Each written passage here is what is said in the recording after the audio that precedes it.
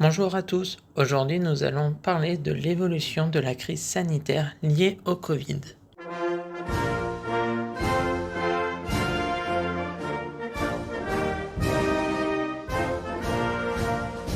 Effectivement, la situation s'améliore grâce à nos efforts collectifs, grâce aux mesures que nous avons prises. Donc oui, nous allons effectivement, les conditions sont réunies pour une nouvelle phase d'allègement des mesures. Donc je vous annonce qu'à partir du lundi 14 mars, nous allons suspendre l'application du pass vaccinal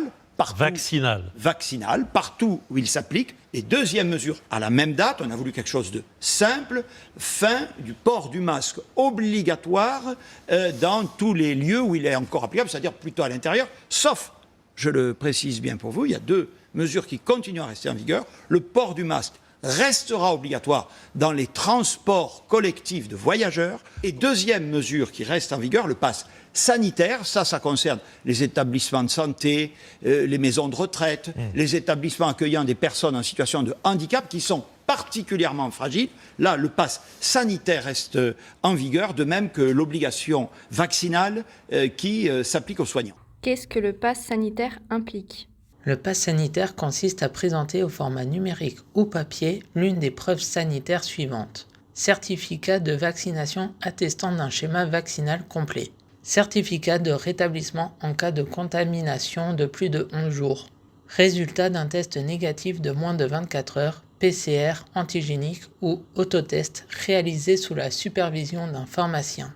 Le pass sanitaire reste obligatoire dans les hôpitaux, cliniques, établissements médico-sociaux, maisons de retraite ainsi que les établissements accueillant des personnes en situation de handicap, à l'exception des urgences des hôpitaux et des cliniques ou pour effectuer un test de dépistage. Le télétravail est-il toujours en vigueur ?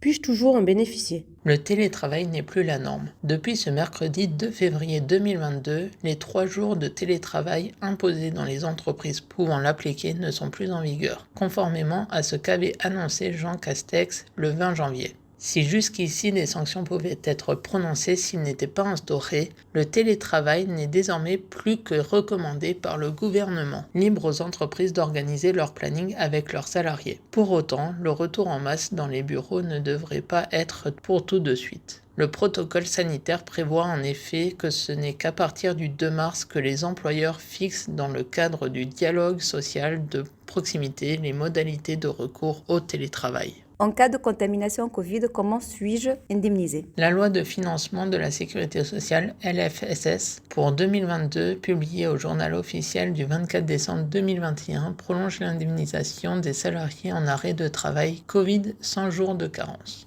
La prolongation pourra se faire jusqu'à une date fixée par décret ou au plus tard jusqu'au 31 décembre 2022. L'indemnisation se traduit par 2 indemnisations. Du côté de la sécurité sociale, 50% fois les 3 dernières rémunérations brutes divisées par 91,25 fois le nombre de jours d'arrêt. Du côté de l'employeur, le légal prévoit un maintien de la rémunération brute à 90% sans carence. Mais des conventions collectives peuvent être plus favorables. Le complément employeur égale le montant de l'absence moins les IJSS perçus. Merci de votre attention, à très vite pour de nouvelles actualités. Au revoir.